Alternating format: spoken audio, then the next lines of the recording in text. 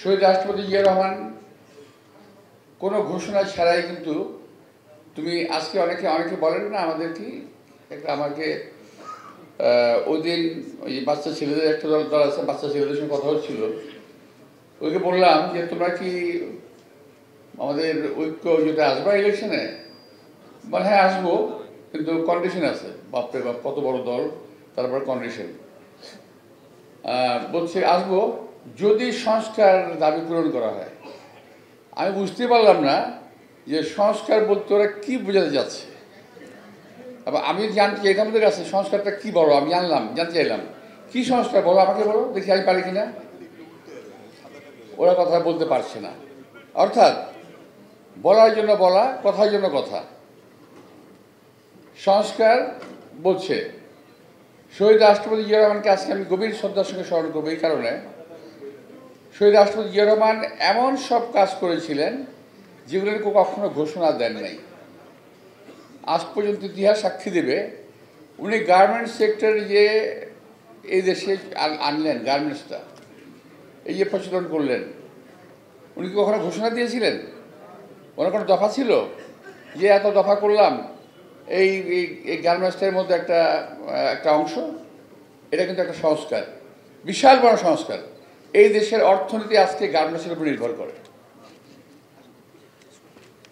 50% অর্থনীতি এবং বৈদেশিক মুদ্রা গার্মেন্টসের উপরে। বিদেশে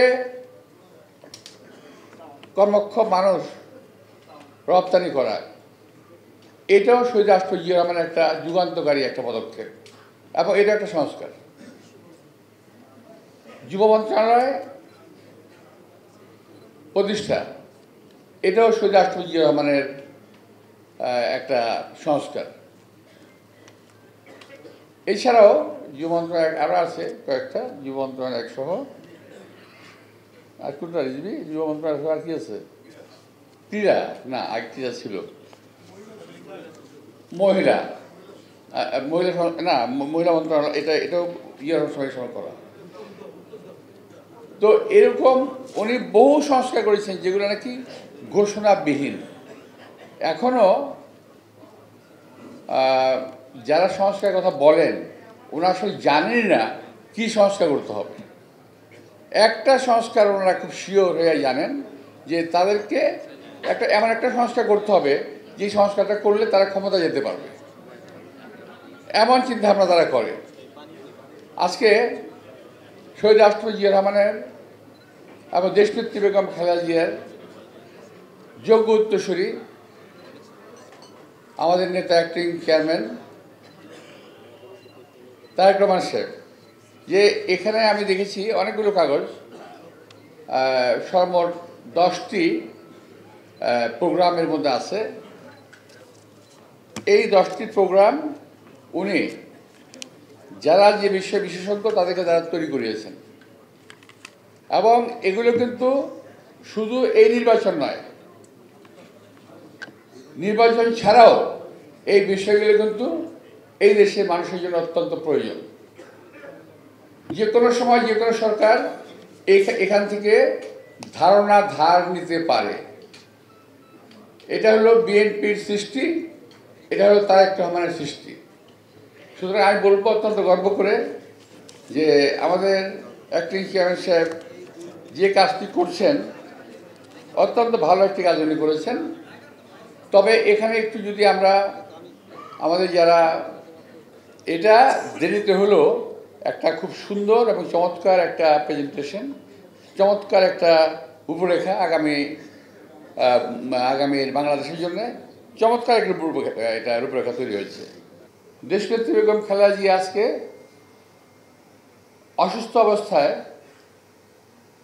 উনি প্রমাণ করে গেলেন যে উনি দেশ, জাতি, দলমত নির্বিশেষে, ধর্ম বর্ণ নির্বিশেষে সকলের কাছে শুধু নেত্রী নন, তিনি বাংলাদেশের একজন অভিভাবিকা ছেলে হিসেবে প্রমাণিত হয়েছেন। বিএনপি নেত্রী থেকে শুরু, দেশনেত্রী, অতঃপর এই অসুস্থতার সময় এটা প্রমাণ হয়েছে যে দেশনেত্রী বেগম খালেদা জিয়া শুধু আমাদের নেত্রী নন, আমাদের গর্বের জায়গা। দেশনেত্রী বেগম খালেদা জিয়া এখন সারা বাংলাদেশের মানুষের আকাঙ্ক্ষার একজন অভিভাবক। আমাদের নির্বাচনে কিংবা এই ধরনের অনুষ্ঠানগুলোতে দেশনেত্রী বেগম খালেদা জিয়া থাকার কথা আমরা অতীতে দেখেছি, এখন অনুভব করি। হয়তো তোমরা এক সময় নিশ্চয়ই মনে থাকবে, এখন পর্যন্ত শহীদ রাষ্ট্রপতি জিয়া রহমানের কথা আমাদের মনে আছে, মনে থাকবে, দেশনীতির কথা আমাদের মনে আছে, মনে থাকবে। তো আজকে পর্যন্ত পত্রপত্রিকা যেটা দেখলাম, ওনার অবস্থা স্থিতিশীল, অর্থাৎ খারাপ হয় নাই।